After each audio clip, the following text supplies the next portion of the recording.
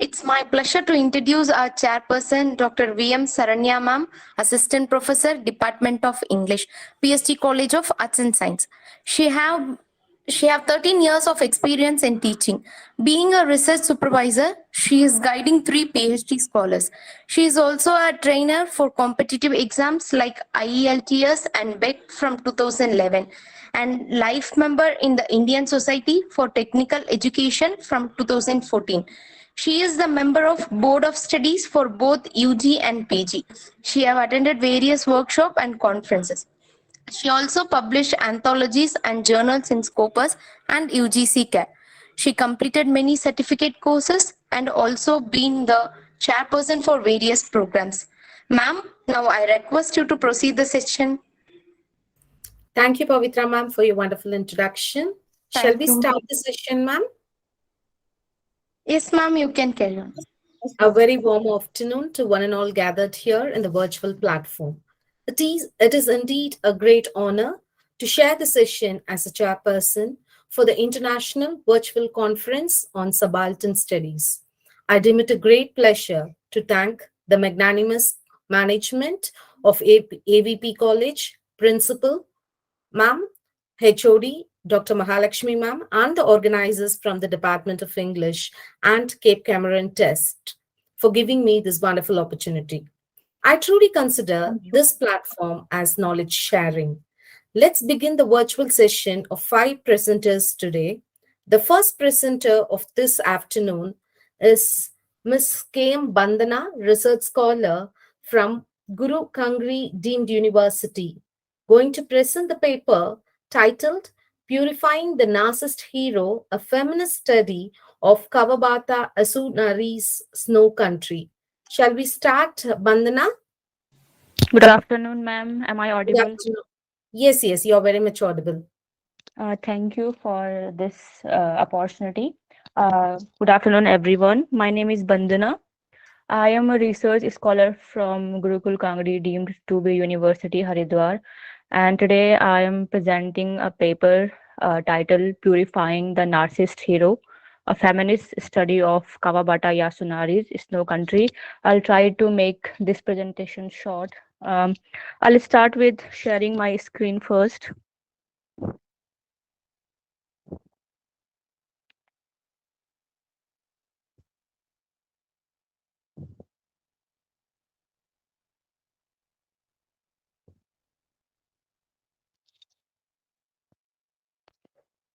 Is it visible to everyone? The screen? Yeah, it Hello, is. ma'am. Yeah, it is. Okay, ma'am. So I'll start with the objective of my study. So I'm trying to attempt to investigate the role of women in Yasunari Kawabata's novel Snow Country, in which I believe they are shown as being weak, subordinate, and just serving as sex objects to the male protagonist and other male characters. Um, I'll start with the introduction of the writer. So, Kawabata Yasunari was a Japanese modernist novelist and a short story writer who won the Nobel Prize of Literature in 1968, becoming the first Japanese author to get this honor. He was writing before and after World War II, so World War has a great influence on not only his life but on his literary work also. Uh, there's a sense of loneliness, meaninglessness, alienation, and preoccupation with death in most of Kawabata's work. Uh, some of his best known works are Snow Country, The Old Capital, A Thousand Cranes, and these works were also cited by the Nobel Committee in 1968.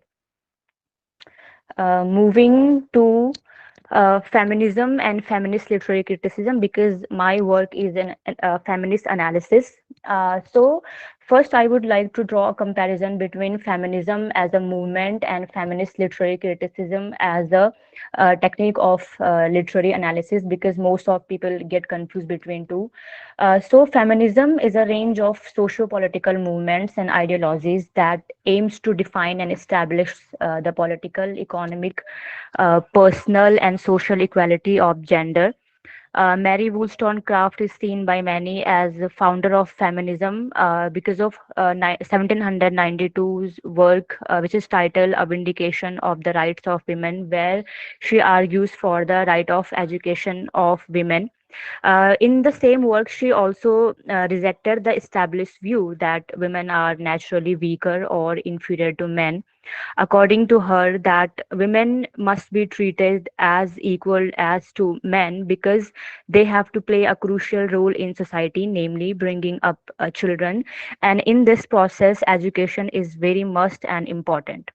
Now, talking about feminist literary criticism, it's a technique of literary analysis that involves feminist viewpoint, and this technique is used to analyze the representation of women in art, for example, in literature, in cinema, and in TV shows also. For example, if we take the portrayal of women in Indian movies and television, especially first talking about the representation of women in Indian movies, we see they are always in subordinate position, like they have basically nothing to do in movies, except some movies they are always pleasing the male protagonist, dancing around them, so they are treated as a sex object. While if we talk about Indian TVs, women are presented and they are confined to domestic and motherly role, and sometimes they are presented as dumb, overly emotional and irrational characters.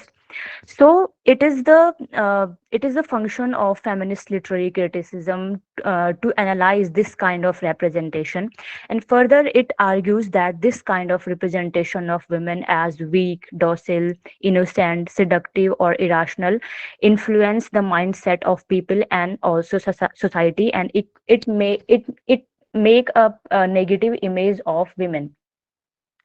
Uh, Now I will give a brief summary of the novel.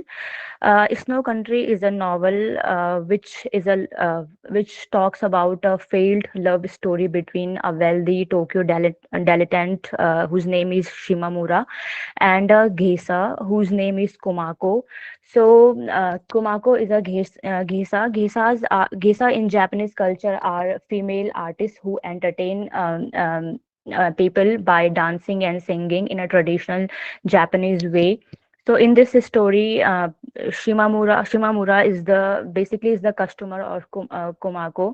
Um, she entertain him, but in this process also falls in love with him. Shimamura, who is already a married man, is still make relationship with her, never attempt to stop her by her, and also never also have a feeling for another female character, Yoko. um, Next I will give analysis. A critic called Roy Starr, in his work Sounding in the Time, has made a statement that Kawabata's self-loathing heroes are usually purified by coming into contact with a beautiful and innocent young girl.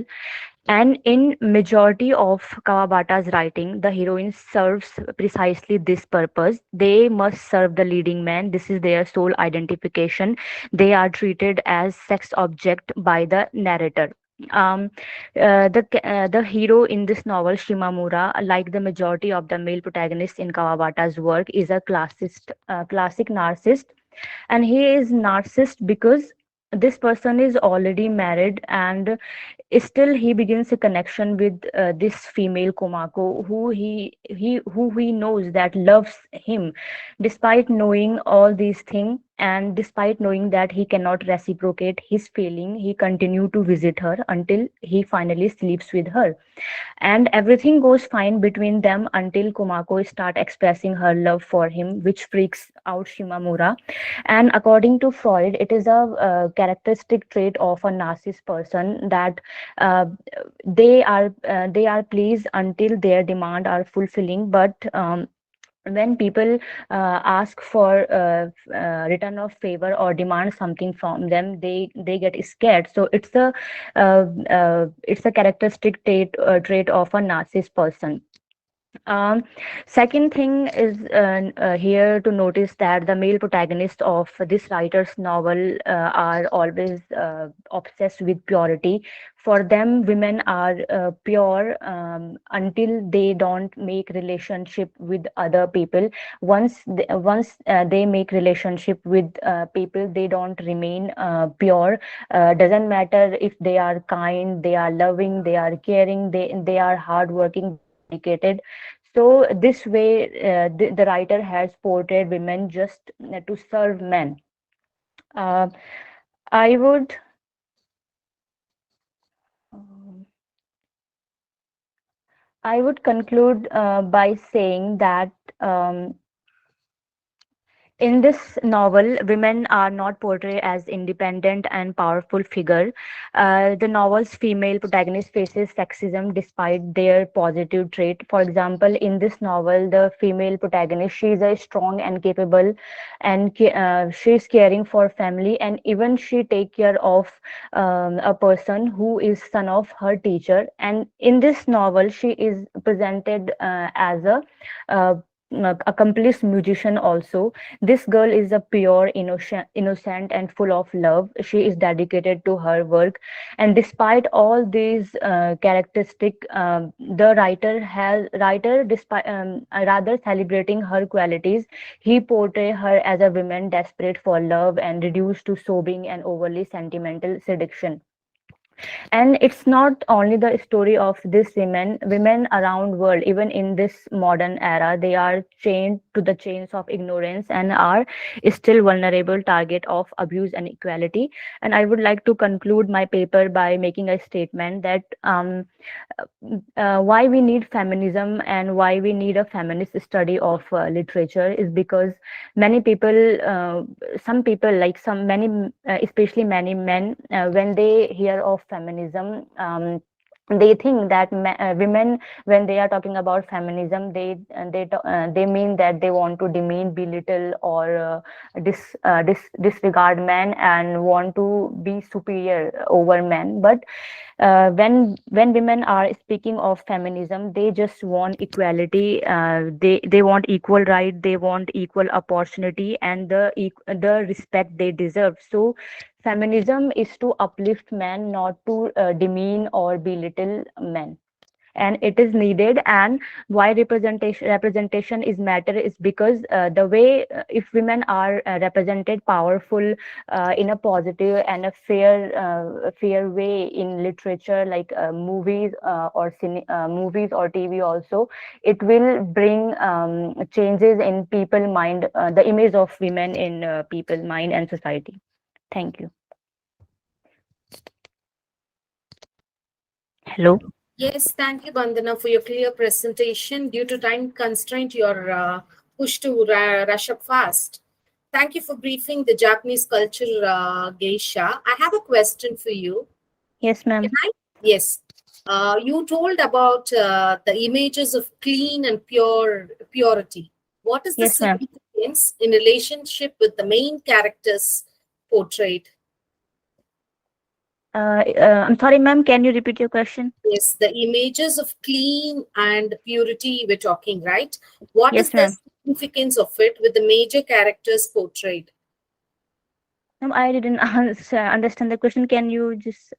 Okay, the significance of see, you spoke about the clean and purity are frequently mentioned in your presentation. Yes, Yes, ma'am. you Yes, just ma'am. connect with the significance in relation to nature.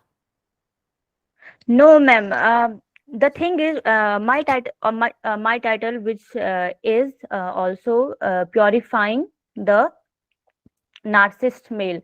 So purifying is the function of purifying is done by the female characters. So the writer has presented women just to first serve to men, actually, if we straightly say, sexually serving.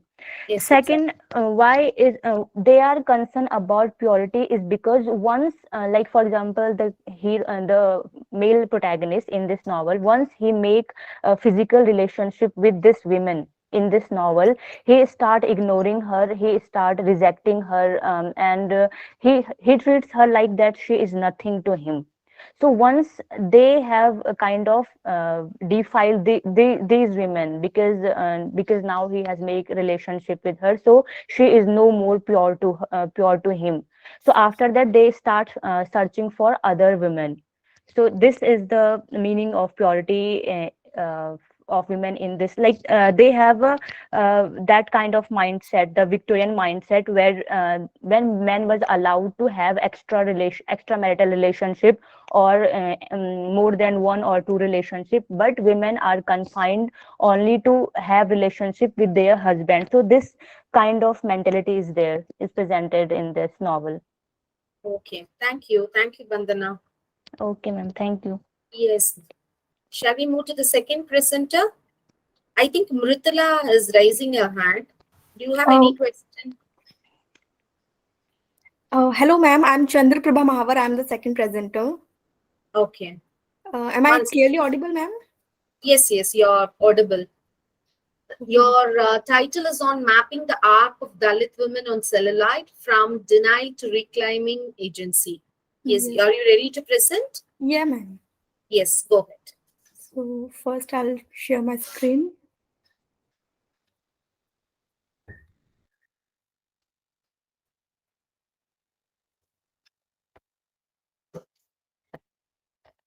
So my PPT is visible, ma'am.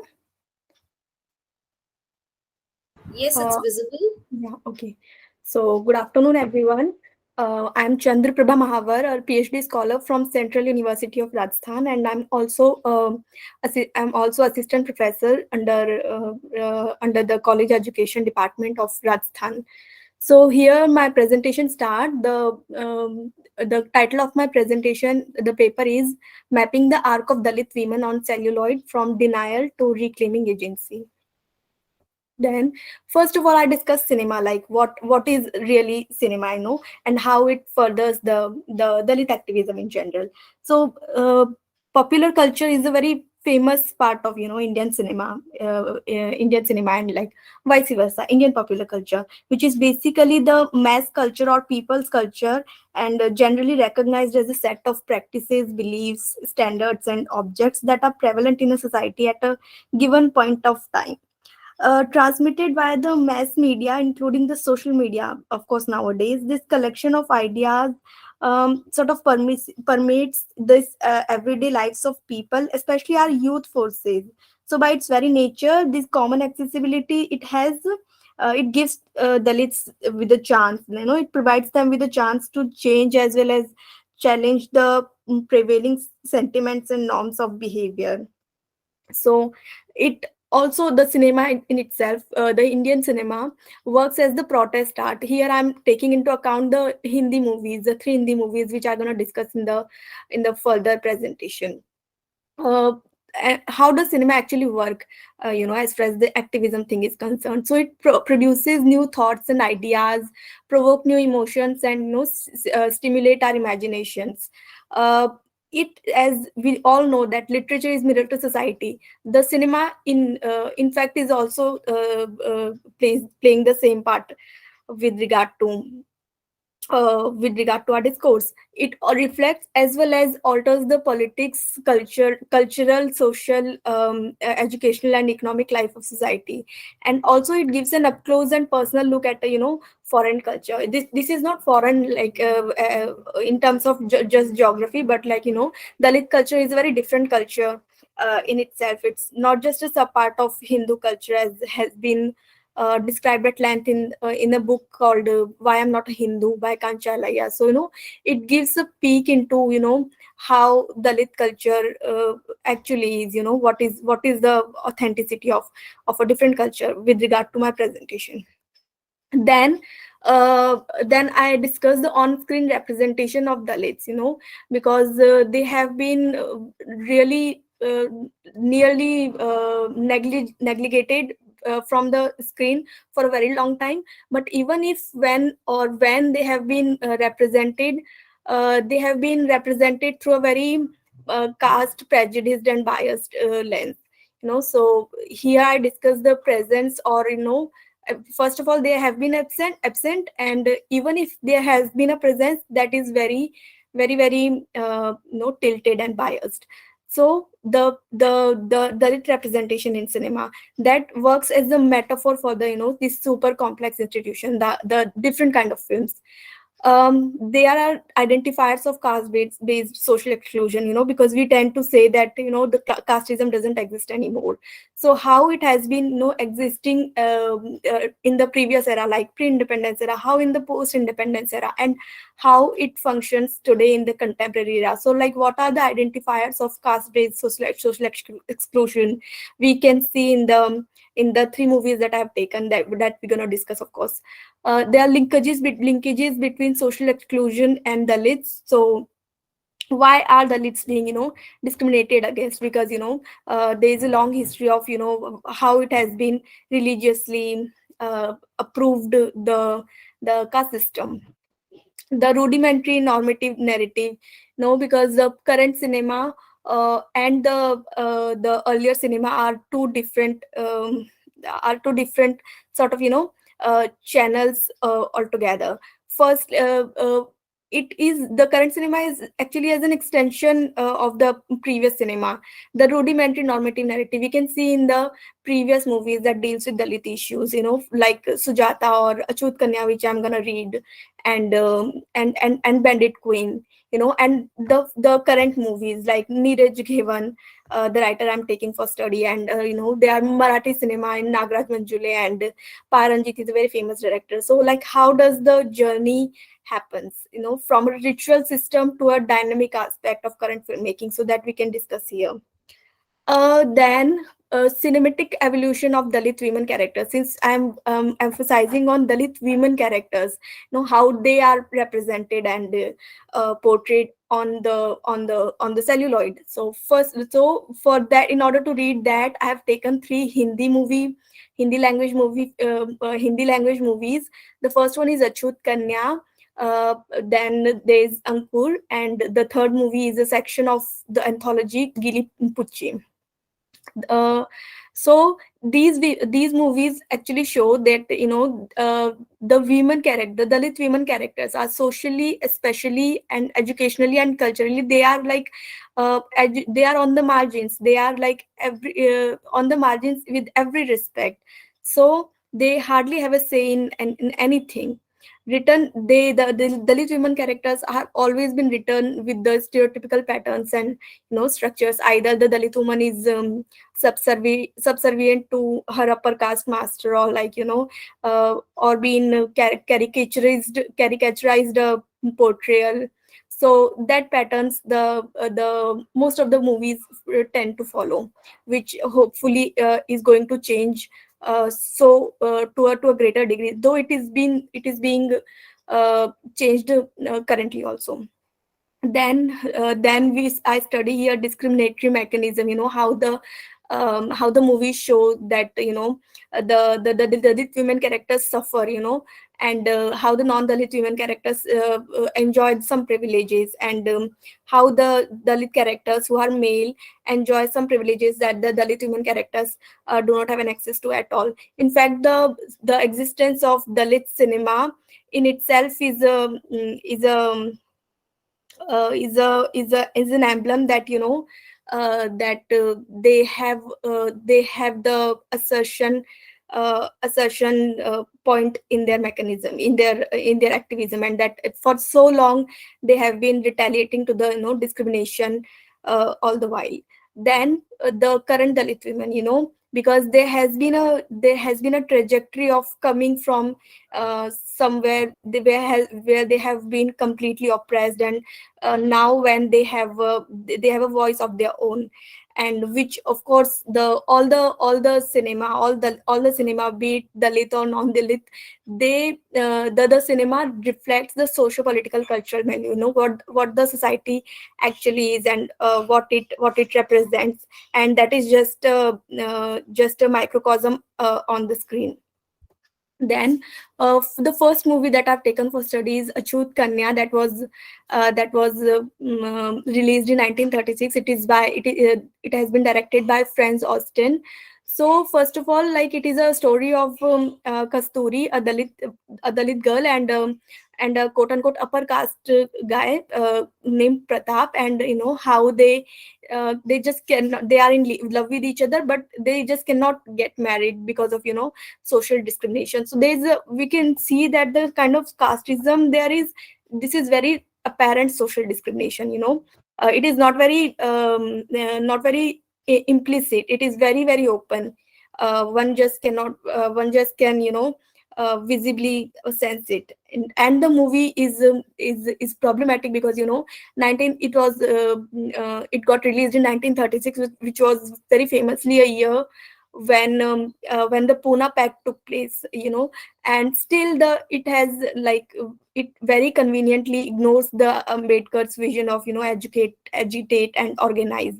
Though Ambedkar was a very great leader and very established a leader at that time, but you know the movie kind of, you know, in its ideology seems to favor Gandhi's idea of Harijan, you know, where the Dalit has to be actually do something beyond normally good in order to be, you know, acceptable, which is the case with you know, with Kasturi, the Dalit girl, as she dies as an act of selflessness, you know, because just because she was a Dalit woman and she had to do something very very very very very noble and very very great, and in order to become a savior, and thus she gets to sacrifice her life.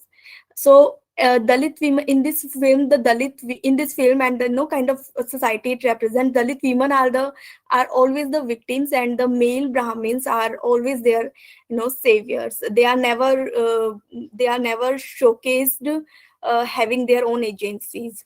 No, and since this was a time when the India was also fighting its own destiny, it sort of, you know, somehow collapses the very idea of India, the romanticized idea of India, you know, but that we were to get freedom in the most truest sense, because we were failing at the very internal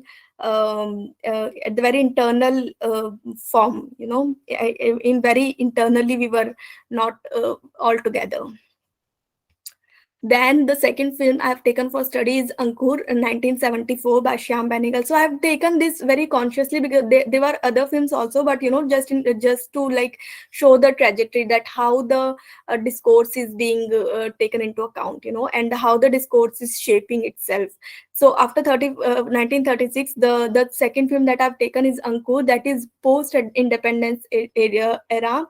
So it shows the development and journey of the Dalit existence. How anyway, when while the character Kasturi did not have so much of agency, it seems to give the Lakshmi, the Dalit female protagonist in this movie, some of the agency. But you know, it tries to disentangle the intricacies of caste, but eventually, you know, ends up following the tropes.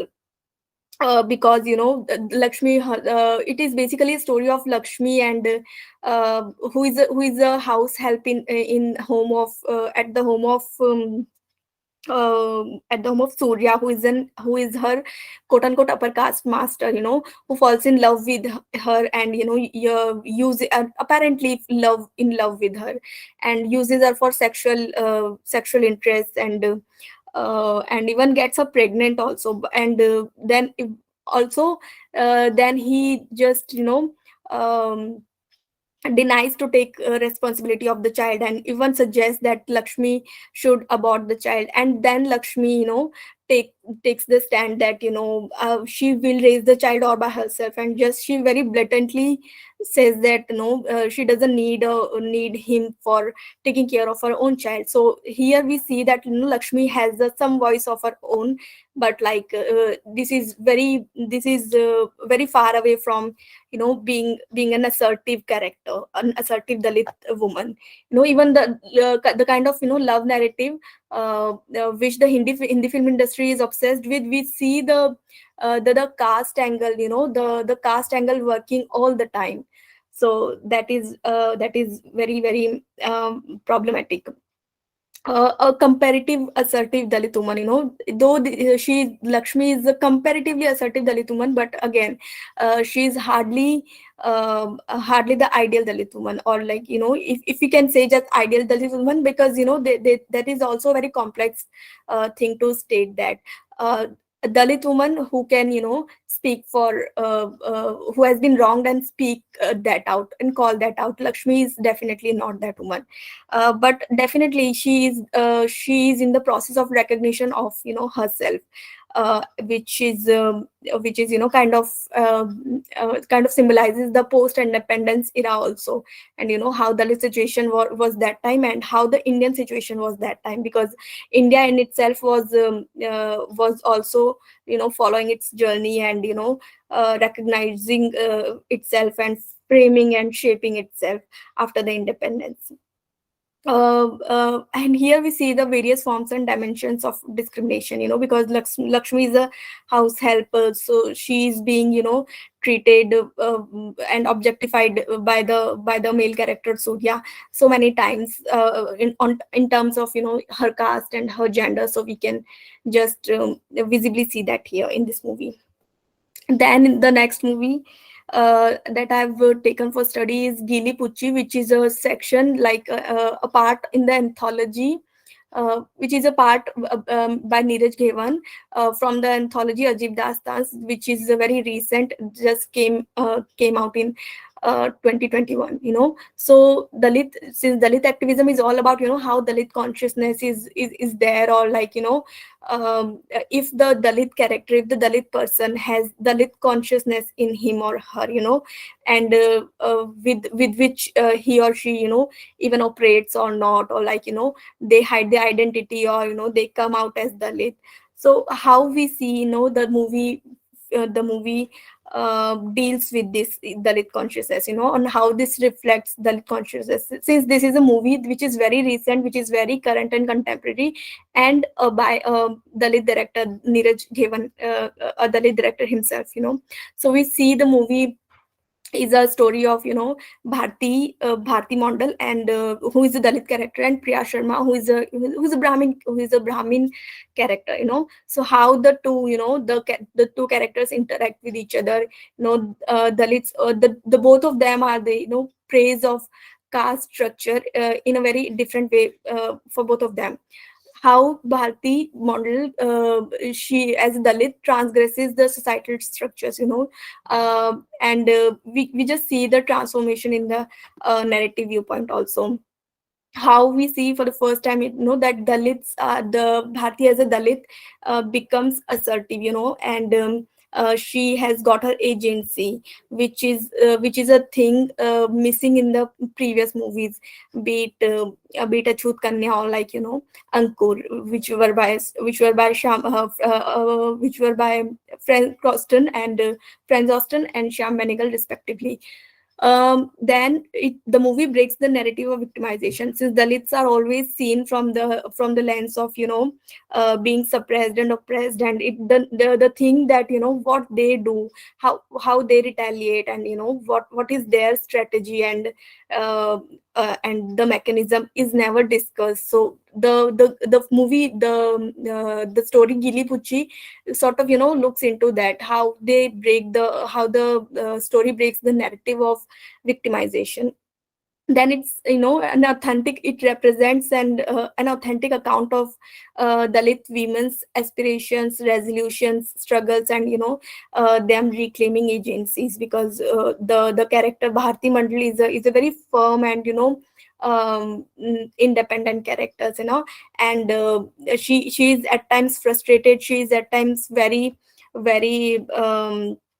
very aware, of how the caste system and the her sexuality is working for her in the society, since she is shown as, as a queer Dalit woman in the story.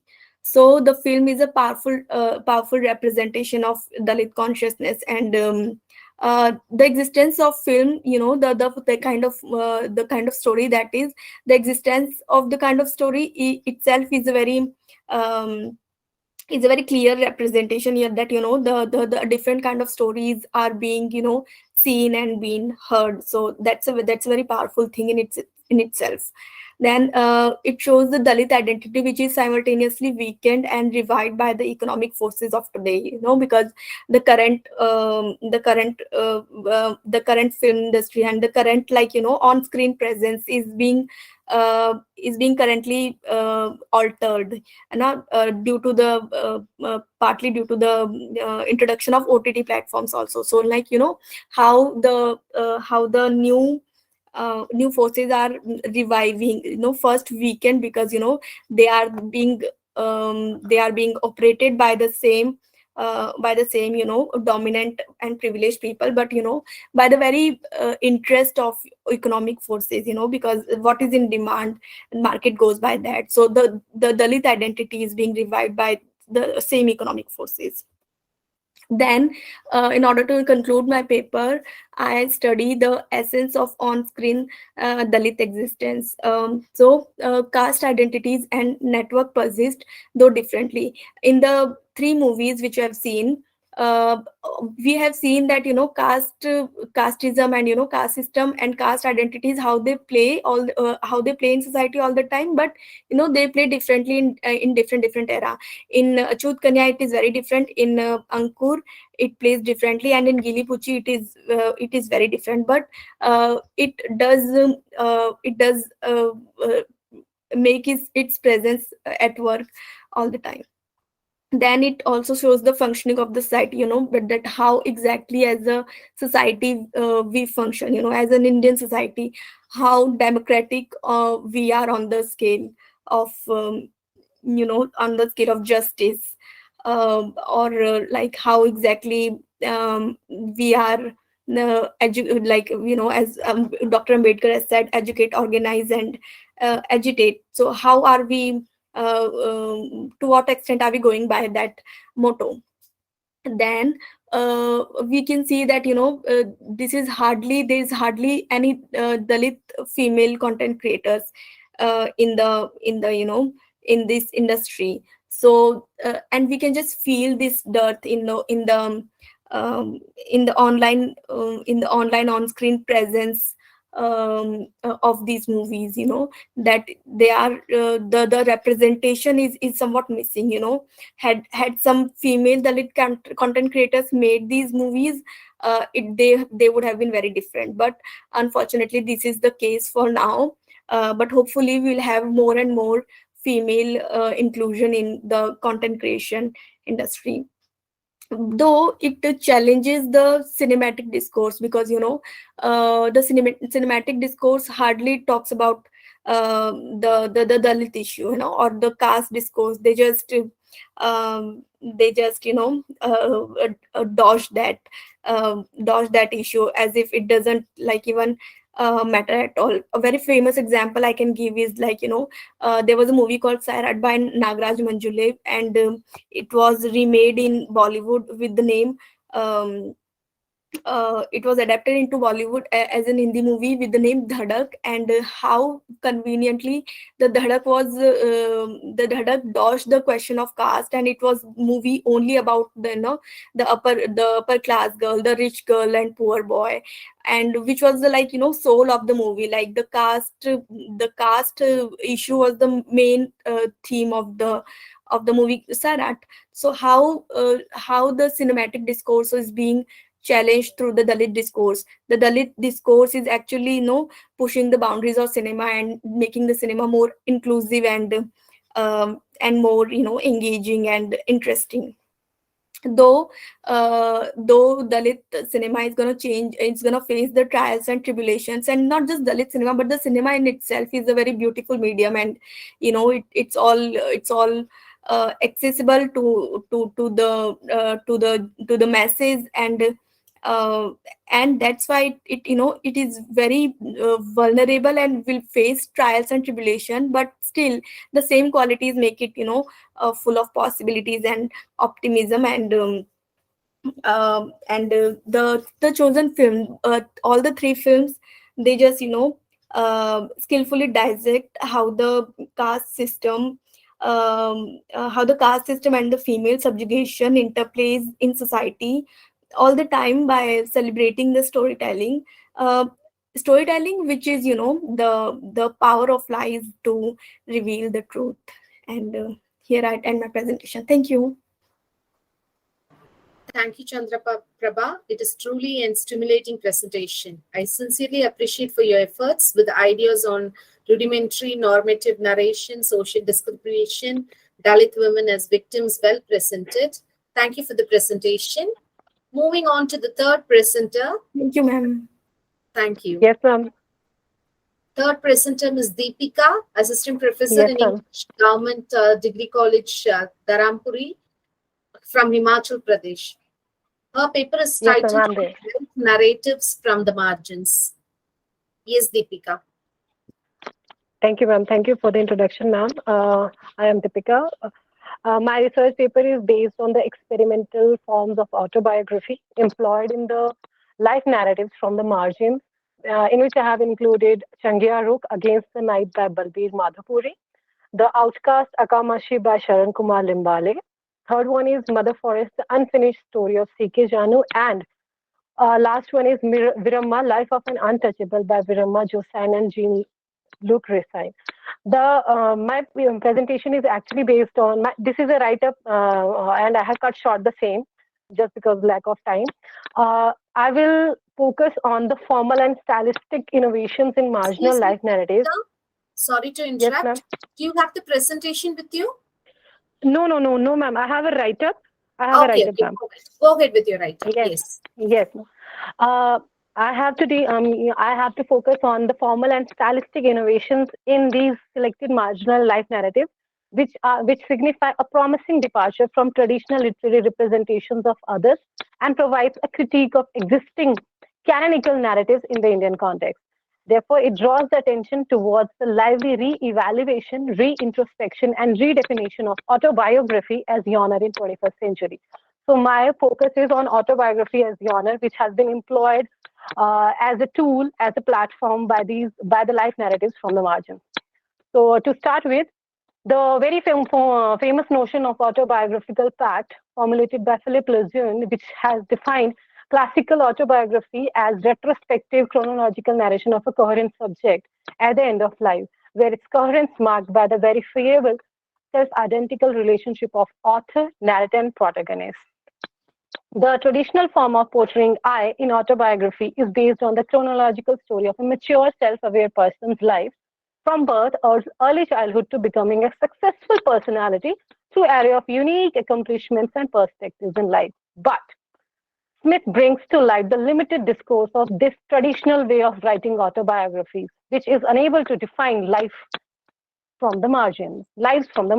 She asserts that, to quote, the splitting of I's into narrator, narrative, and the ideological I guarantees the obfuscation of distinctions between factual and fictional lives.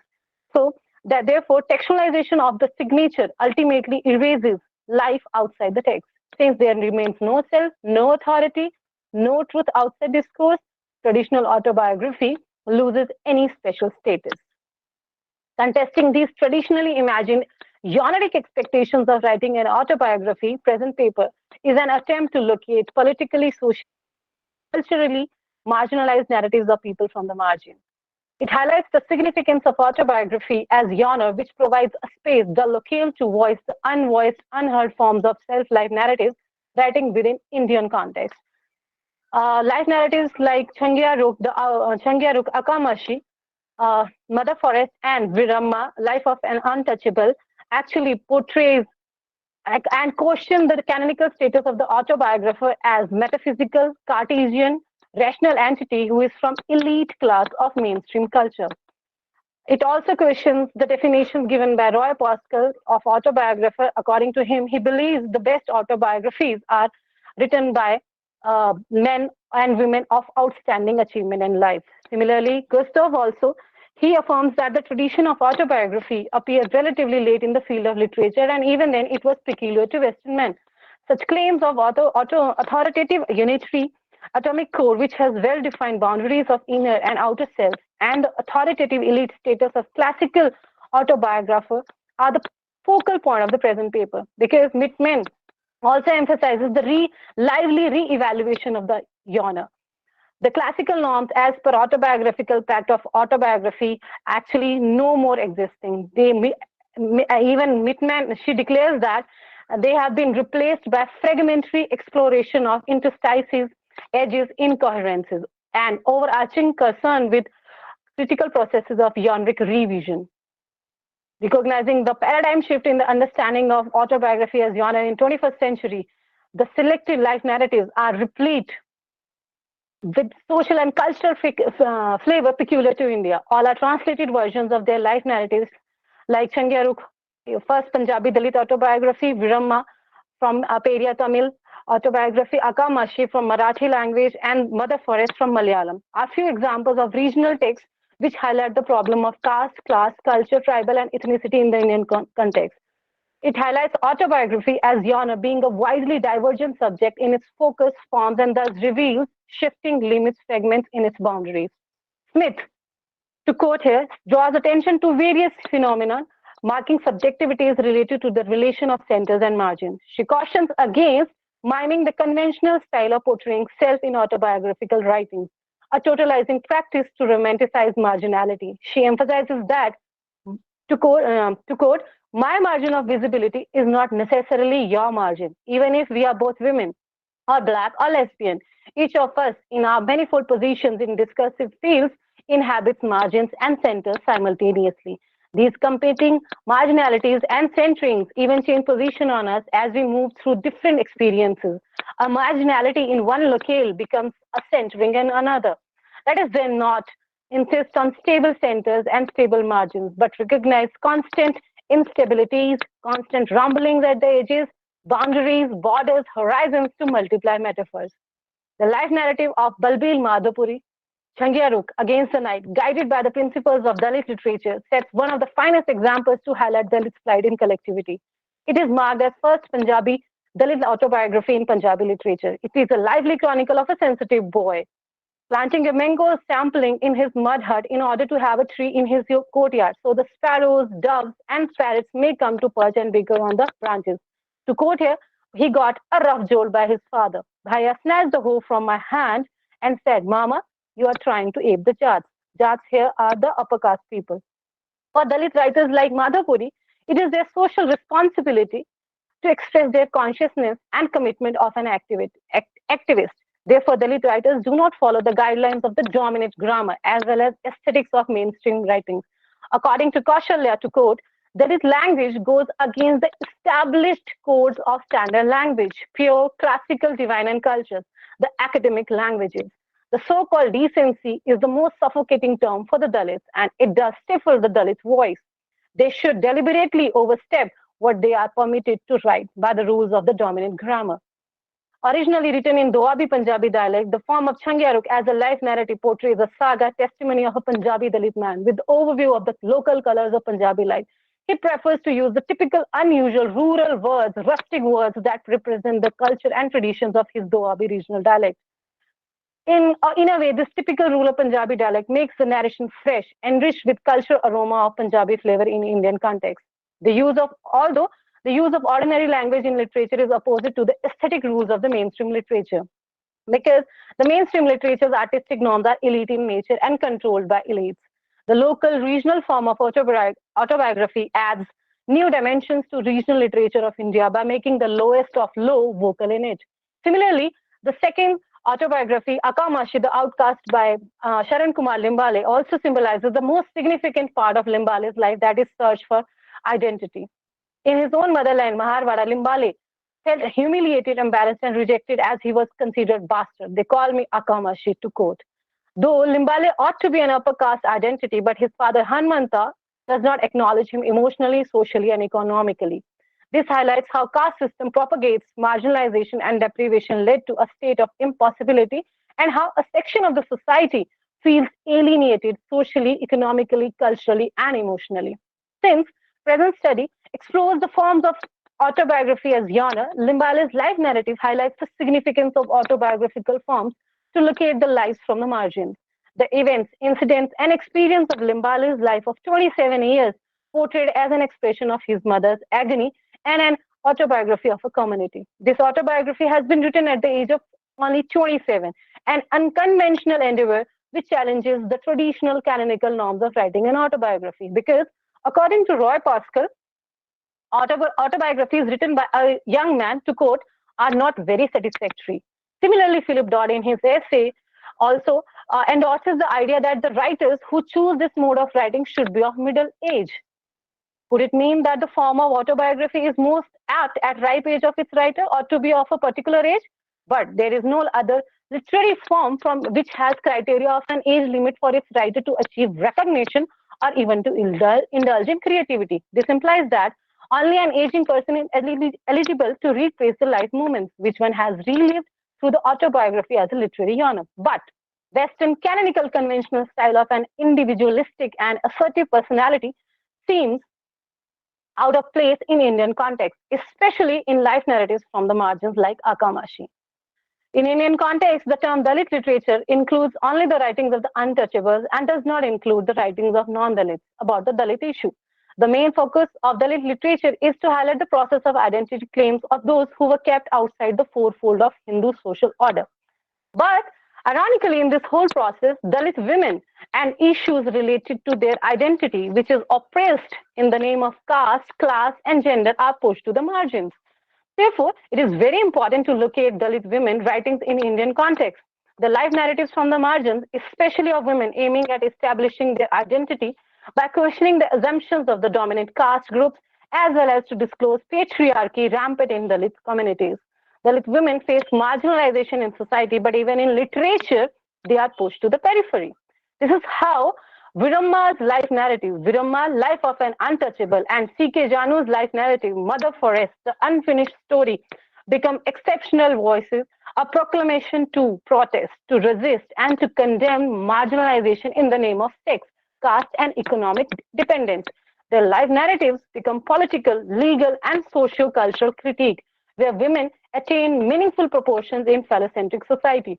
These life narratives question not only the hegemonic heterosexual patriarchal normative regimes, but also put forth an alternative form, a confident sense of the self with their unique identity, worldview, and perspective into existence.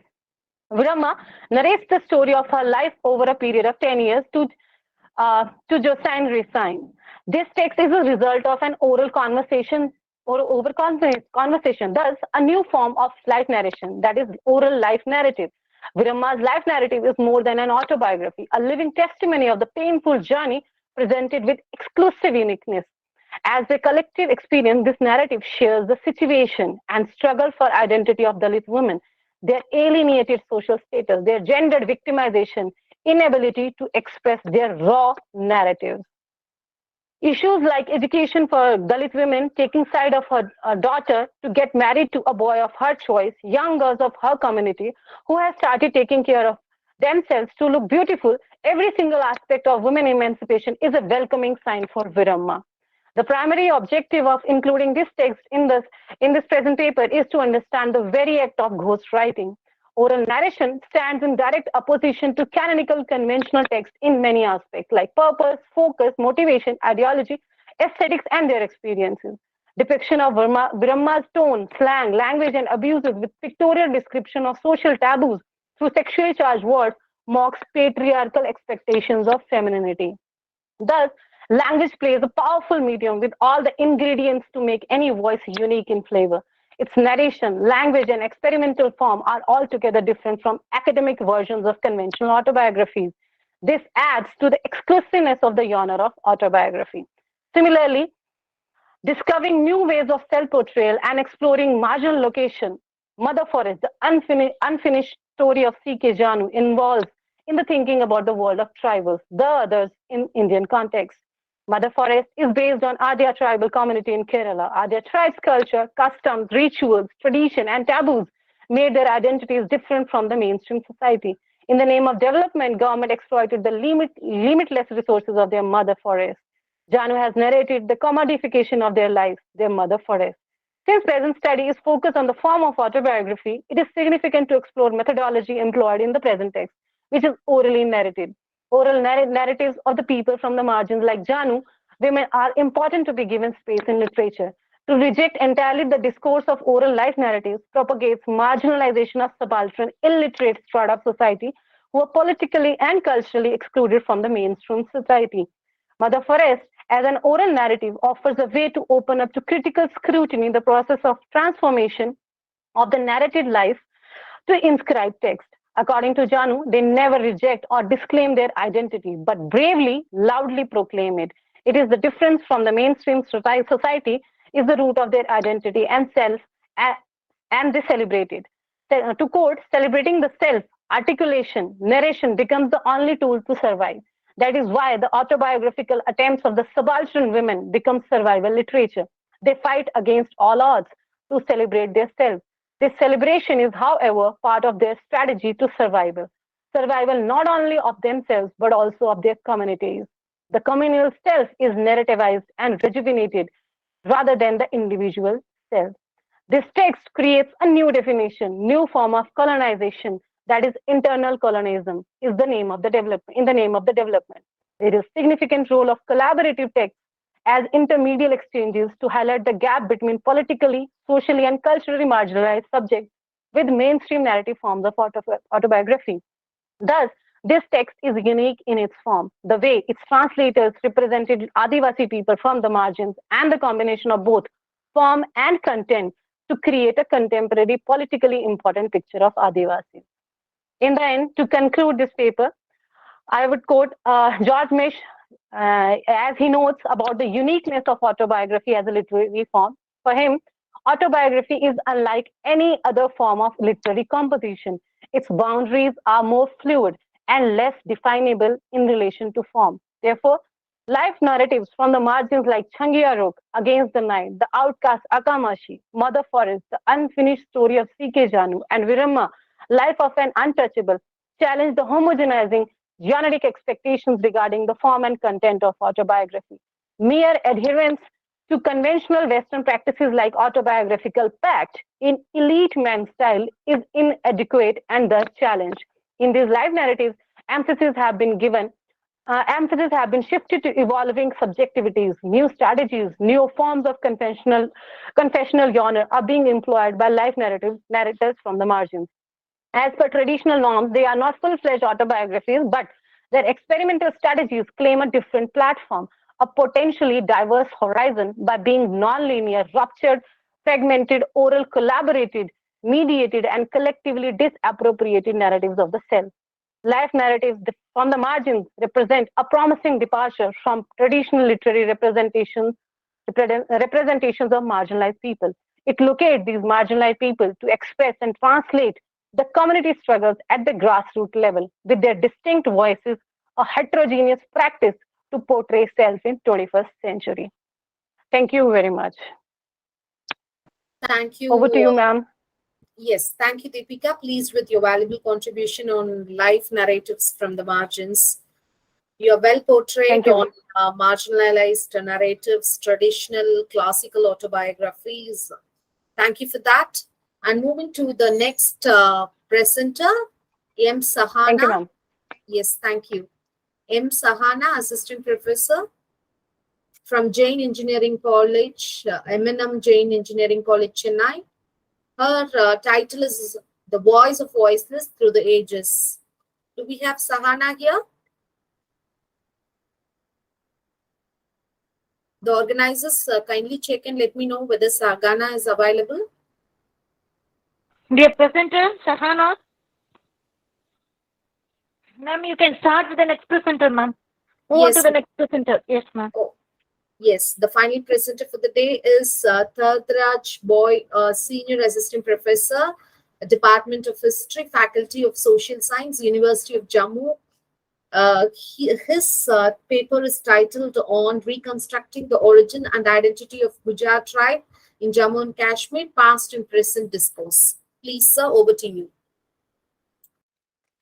Am I audible, ma'am? Yes, sir, you're audible.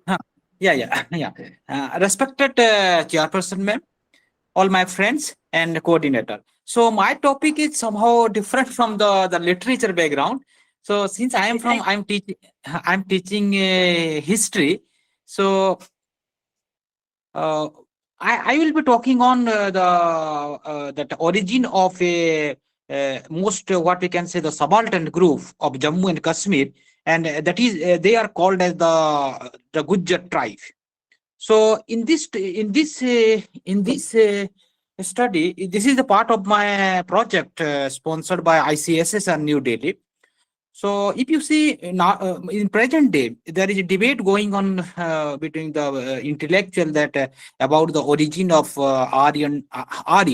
So like that we have in the Jammu and Kashmir, the recent debate is going on about the origin of Gujjar tribe. So who are the Gujjar people, and who are they are belong to the subaltern group. Then you see the historiography.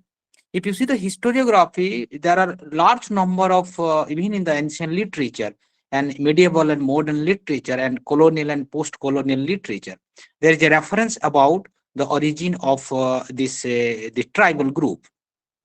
But we do not have the literature connected with the direct sources or direct nomenclature about the Gujjar.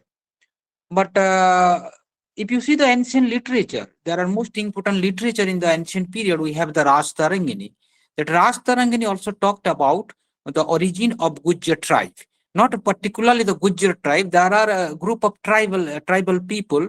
Those the origin is from the ancient period.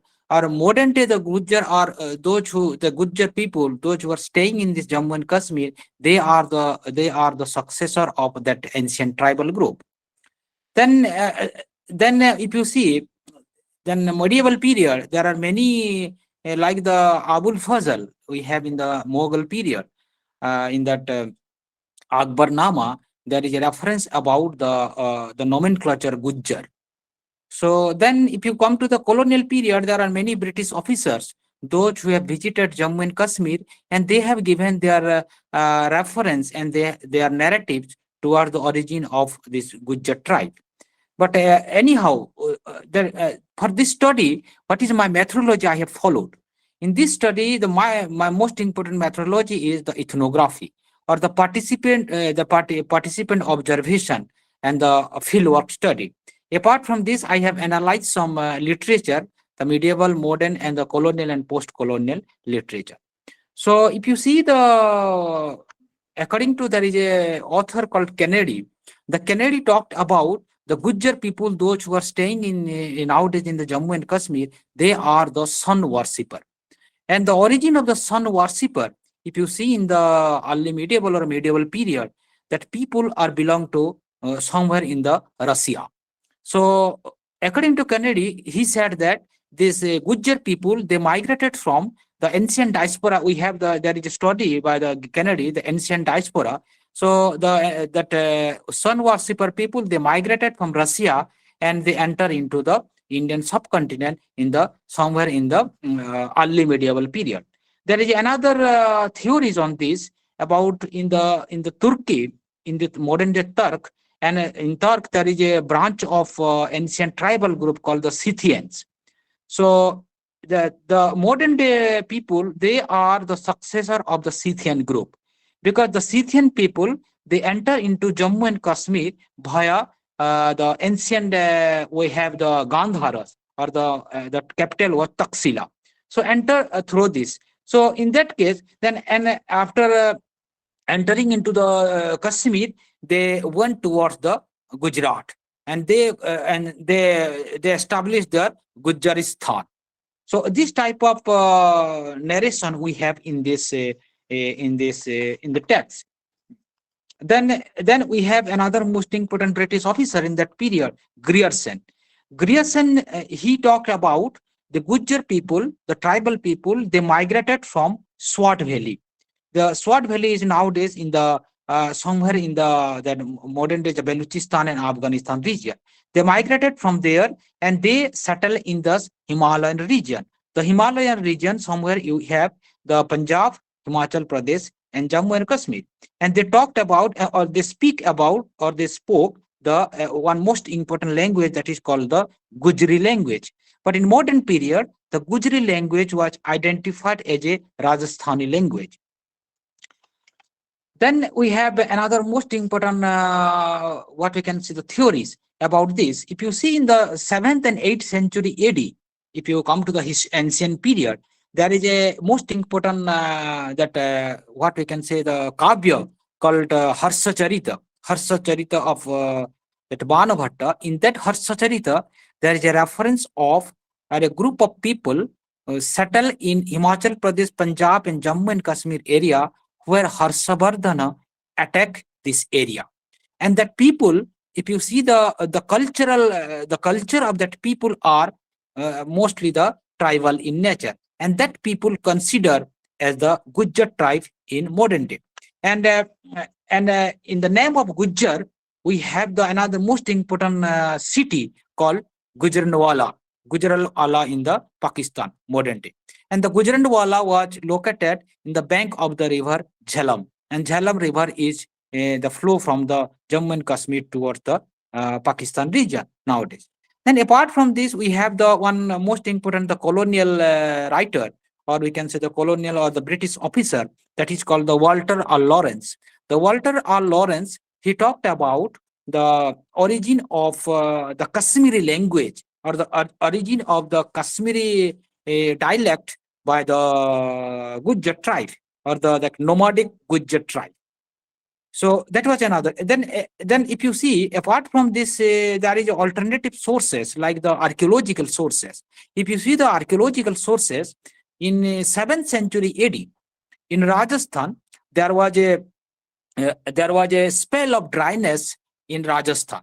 So due to the spell of dryness, the people of Rajasthan, they migrated towards Himachal Pradesh, Punjab, and Jammu and Kashmir, and they settled in this area, and they themselves identified that they are the Gujjar people because they belong to, or they are from the Rajasthan and Gujarat area. They themselves consider as a Gujjar, and they settle in the hilly area of this area, or this hilly area, mostly the Sivalik range.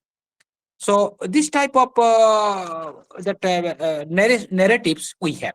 Then if you come to the medieval period, in medieval period there is a literature, or there is a text called Waqiyat-i-Jahangiri during the period of Jahangir.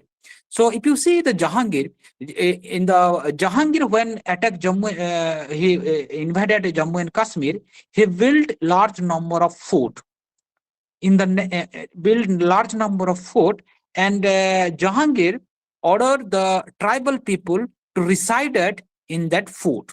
And the fort are, even if you today, if you go to the Pak occupied Kashmir area, or what we can say the Jammu and Kashmir, the Rajouri and Poonch district, we have large number of archaeological that what we can say the buildings established by Jahangir. So these people, those who resided in that fort, they are called as the Gujjar people. Then again, if you see the in concern to the origin, there are many Arab geographer.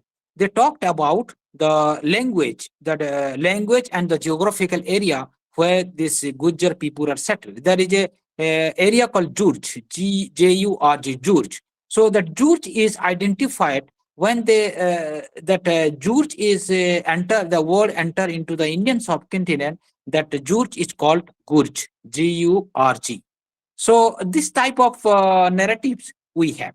Then if you see another most important theories by G.H. Ojha. G.H. Ojha was a linguistic, and he was also a historian.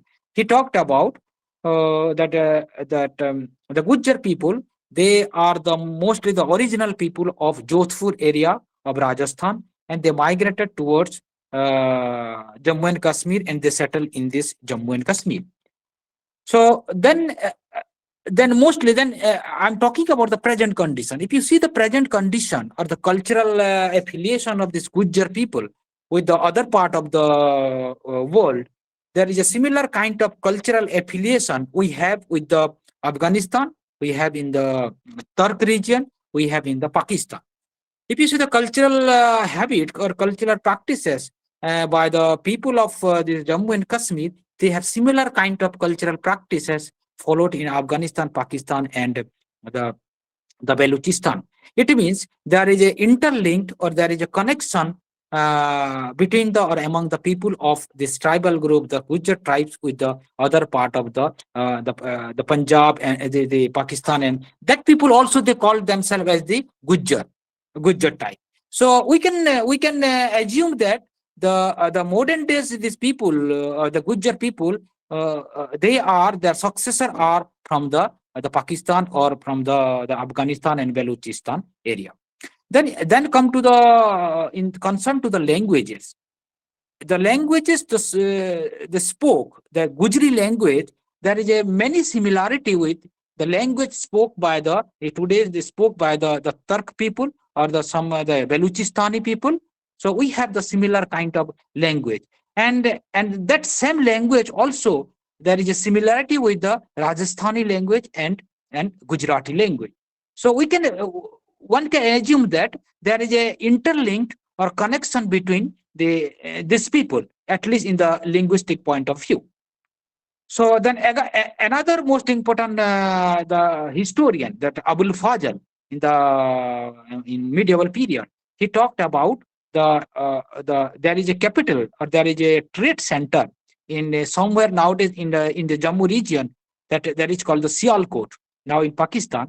In Sialkot, there is the town was totally dominated by the Gujjar people, because Gujjar people, they are physically very strong, and they carried out the trade and commerce with the other part of the world.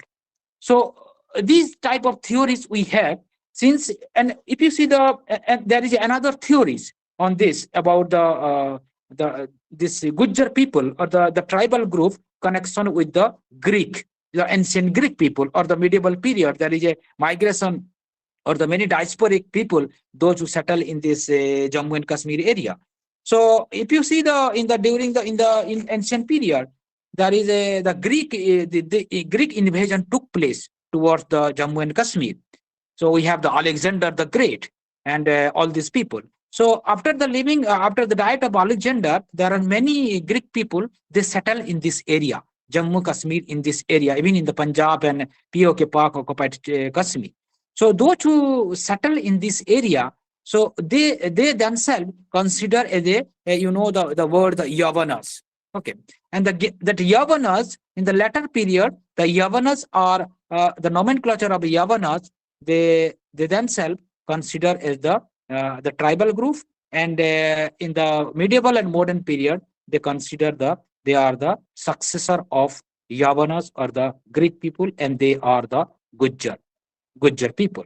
And if you see the physical or biological relation, affiliation, if you see the Gujjar people, those who are settled in this area, and nowadays the Greek people, if you see the color affiliation, if you see the physical affiliation like the height and all these people, there are similar kind. And that is and there was a study also carried out by Indian Institute of Science, Bangalore, that about the DNA, similarity of DNA. There are many similarity. We have the Gujjar tribal group with the Greek people. So this type of the theory of origin we have. But what is the present condition? If you see the study of subalternity or the subaltern study in Indian historiography, there is even there are there are not more than 5 people they talked about the Gujjar type of Jammu and Kashmir. It was totally neglected by the historian, even all the intellectual. So in conclusion, I can say that to understand the origin and the culture of Gujjar people, we must depend on, or we must follow the other alternative sources, like the linguistic sources and like the other archaeological sources. And even we have the other type of the sources like the epic tradition, the epic literature like Mahabharata and Ramayana. Even in there is a reference of different type of tribal groups, and these people are the successor of that tribal group mentioned in the epic tradition in Mahabharata and Ramayana. Thank you, ma'am. Thank you, sir. Thank you so much. You have clearly researched the existence of Gujar tribe, the medieval, modern, and the post-colonial literature. We are pleased to know about the culture of the Gujar people, the tradition and their culture. Thank you so much.